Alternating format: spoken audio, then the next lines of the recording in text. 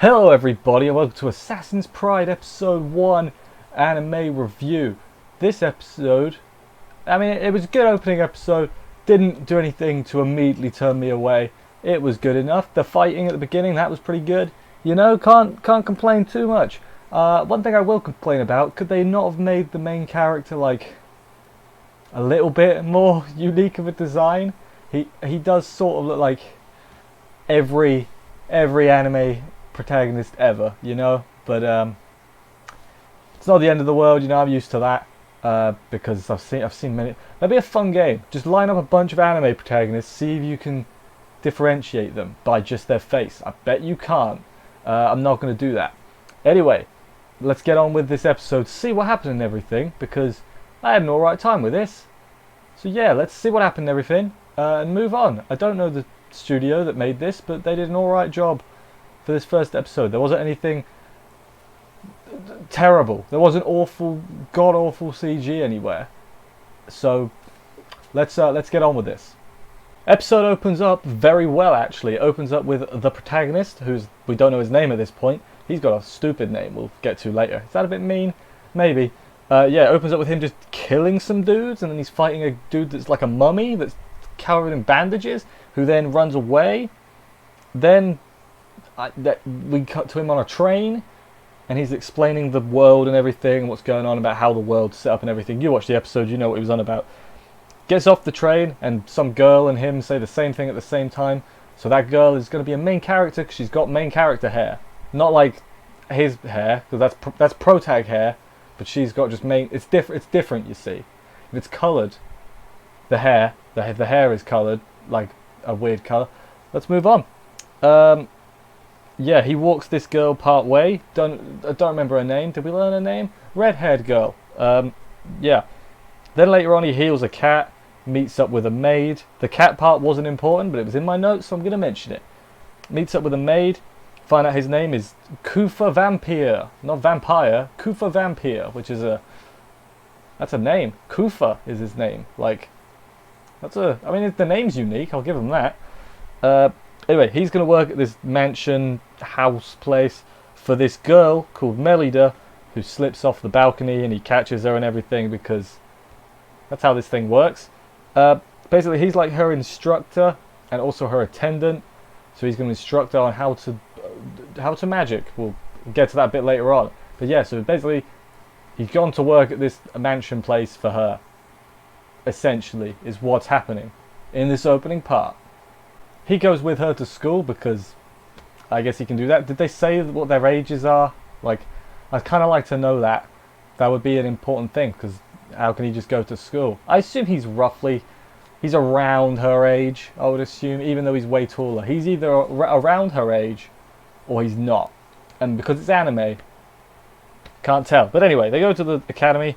There's some dickhead with twin tails, and this is a shame because I like twin tails. They're a good hairstyle for anime. But she's a dickhead. She bullies on poor, what's her name? Melida? Melid? No, I'm just going to call her Melida. But then we get a little explanation like, nobles have mana. Melida is a noble. She has no mana. So, yeah, Twin Tails beats her a little bit in a spar. There's some blue-haired girl who's her cousin. She's good, and she tries to cheer her up, but Melida gets mad at her and everything. She shouts at her and runs off. Her goal is to join the most powerful guild, group, organization, guild, we'll go with that. They're called Crest Legion, when they're really good. So she wants to join them despite being having no mana. So, but will she get the opportunity? Logic would dictate maybe no. So yeah, Kufa is actually, you're never going to believe this, guys. He may be an assassin. Come closer. He's an assassin. Can you believe that? Yeah, so he deduces she's not the biological child of she's not got the blood of the family. That's why she can't mana, because she's not really of noble blood or whatever. So now his goal is to assassinate her. And I was like, oh, that's okay. He's not going to do it because she's on the poster and everything. But yeah, he's like, it would be a mercy to kill her because, you know, she's not going to get anywhere, blah, blah, blah. Goes to her room to kill her. She's not in there. She's running away from something. They're called lycanthropes, like a lycanthrope, but a lycanthrope, and they were explained a bit earlier on as well. They're just basically like the monster of this world. They look like pumpkin heads. They look like bad Halloween costumes, these things. So, he finds them. He's like behind a thing. The whole thing is set up by the relative to get her mana to manifest, I guess, and it just is not. So then they go to cut her hair, and she's like, "Please don't cut my hair. That's my mum's. It's the only thing I got to remind me of my mum because she's dead." But she won't call for help because that's like admitting that she's not a legit child, so she's not going to do that. But then he saves her, our main character, old Kufa, and he's like, "Hey, I work for you now. Let's do this." He wants to see her be acknowledged. He wants to see that moment where she's acknowledged. That's good. And then he asks her to let him save her. She's like, "Don't ask anyone else. Just ask me. It's fine." Tells her there's one way to awaken her mana. Drinks a potion thing and then Kisu, although the Kisu's off screen, but that's what happened. Don't tell me it didn't. It did. She faints and she's in some sort of dream water thing. The ending's playing and then she reaches for a light and then we go straight to credits. I'm like, what does that mean? You know? Hopefully there's something. Yeah, there is. There's stuff after the credits, post credits. Turns out she can use mana now, thanks to maids and everything. Kufa's like, oh, that's good. And then he goes like, his face just changes. He's like, right, I have to make sure no one hears about this or we'll both be killed. So, and then he's like, please don't make me kill you, is the last thing he says. So, no idea what, I mean, it's the first episode has made me intrigued, if nothing else. Like, my gut is telling me, like, on the surface, it might be sort of like more light and light-hearted or whatever, with her and him and whatever. But then, like, underneath, there'll be, like, stuff he does in the background, and that'll be sort of darkish. Maybe that's completely me overthinking it, but I think that might be what they try and do, because he's going to, like, try and take out people that are trying to come after her in the background.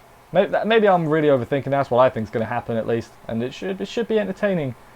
He's also got to keep the fact that he's an assassin a secret, obviously, because otherwise he's going to be like, you betrayed me, and he's going to be like, well, I didn't really betray you, I betrayed everyone else for you, so, But anyway, as I said, that was the end of the first episode. You know, can't complain yet. I feel like a lot of times with anime, the first episode is not where my complaints come in. So maybe in a few weeks I'll be like, this sucks, I hate it. But so far, I'm enjoying it. So it's good. I wonder if flipping people who've read the sort, it's a light novel, or is it? It's only 2 words of a title. Maybe it's not a light novel. That's a terrible way to tell what it is. But anyway, I'm enjoying it so far, is the gist of it. Hopefully it stays good. But yeah, thank you everybody for watching this review. I hope you enjoyed it. If you did, consider subscribing and stuff for more reviews. There's lots of anime on the channel and everything. Check it out. I will see you next week for another one of these. And bye, guys.